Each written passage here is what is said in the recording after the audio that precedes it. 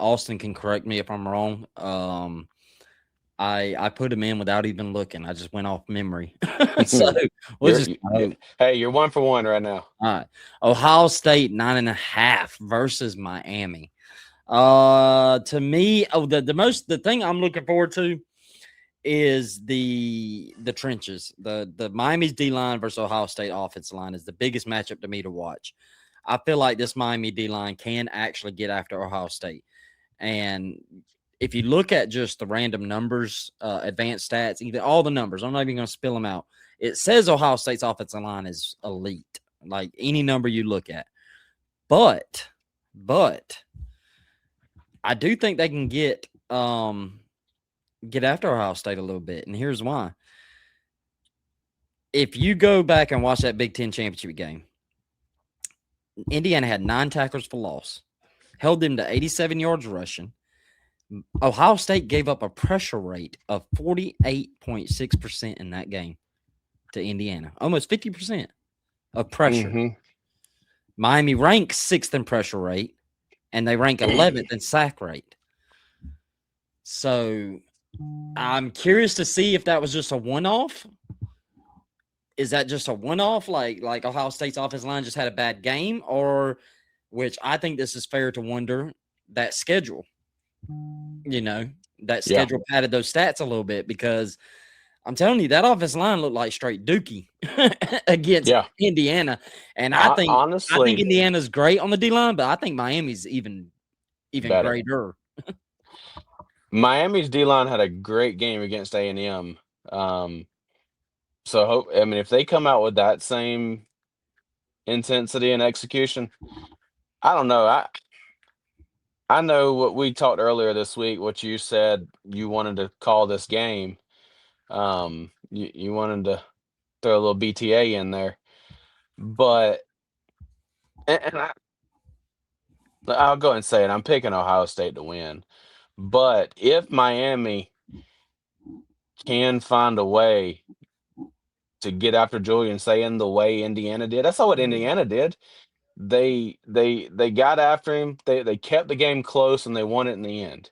You know, that's what Miami is going to have to do. If it turns into some type of shootout kind of game, I don't think Miami's offense can keep up. That's my problem. This is my problem in the game, and I'm not going to do BTA on this game. I did change my mind. Stay tuned though. I don't trust Miami's offense. I don't trust. I know where the BTA is coming in. Maybe we'll see. We'll see.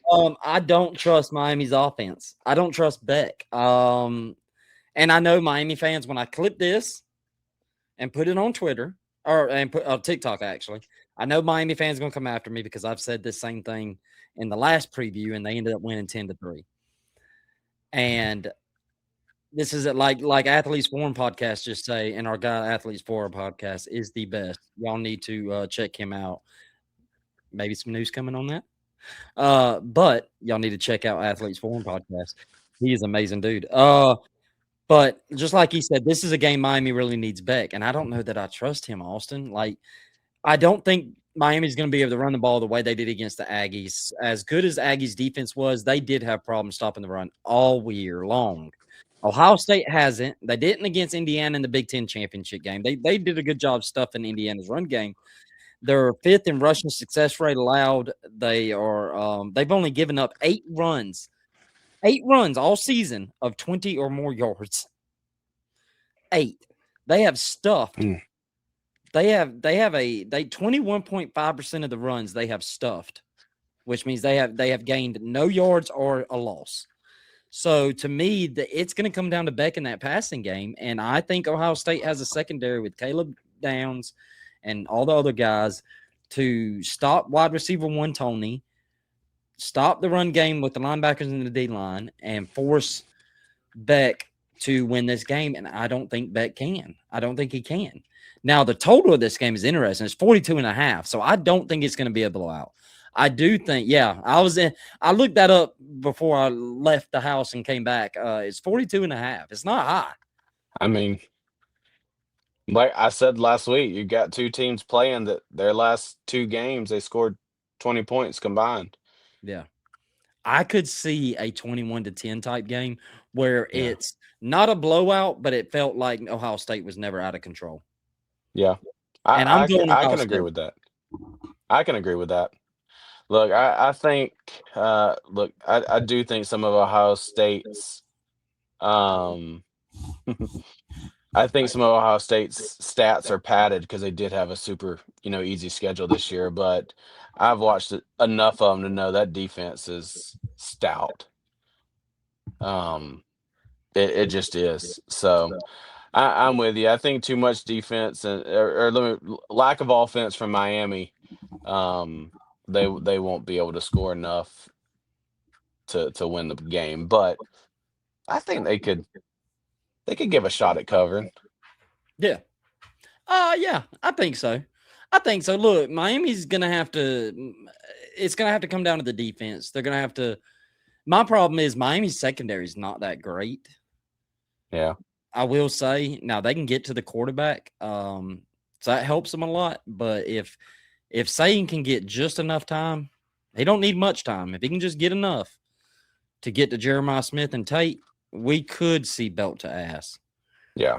But I will be curious to see how Ohio State plays throughout the playoffs. Because last year, it was like they got to the playoffs and they hit another level. yeah, Um, if they do that again this year, it'd be, curious to see where Ryan Day starts to sit in some of those coaching conversations. and that's another thing we didn't add into this. Ryan Day is taking over play calling duty. I'll be honest, I think he's been calling plays all season, but I don't know. He is going to be taking over play calling duties, according to him. Over Wow. Brian Hartline, yeah, who's taking the new job at South Florida. So that's good to watch. Pete Thamel just announced. Sorry to interrupt this. Nothing. I Nothing just saw crazy. that. You saw that? I was That's going to say it too, but you go that's ahead. that's interesting though that Kyle Whittingham is planning to announce to the team he is not coaching the bowl game. You've been Yeah. there 30 years. You would think you'd finish out the season, but I I don't think in know, this man. era he has to. He has to Yeah, go. you're right. That's true. It goes back to But what we said. Like Bryce Underwood's A, B, C right now, and I yeah, think you don't need to waste a single second. You need to yeah, get in front of that Michigan team. You need to convince them to stay. It sucks. It's unfortunate, but it's not like that's Lane. what you He's got to leaving do. for a playoff team. Yeah, no, And if the that's reports are true that he was pushed out, that's my thought. Is this kind of a like, you know what? I'm out of here kind of thing. yeah, Um, I hope there's no bad blood between him and Utah because I mean he was. I mean I think he'll go down as a Utah yeah, great. Um, but I don't know. I'm sure yeah. more will come out about it. And I agree with Athletes Forum podcast here before we go on to the next game. The only game the Buckeyes played an experienced quarterback was Indianapolis versus Sigs. If Beck can play like a vet, Miami might have something. I agree. If Beck comes out and now that's the thing, Beck has the capabilities. It is in there. We've seen it. It's just, I don't know. We'll see. I don't think we'll see it. I think this is Ohio State's defense. I think there's some things on their offense of Ohio State that's like paper tiger. I don't think that about the defense. I do think that's as legit of a defense as there I is, agree. schedule or not.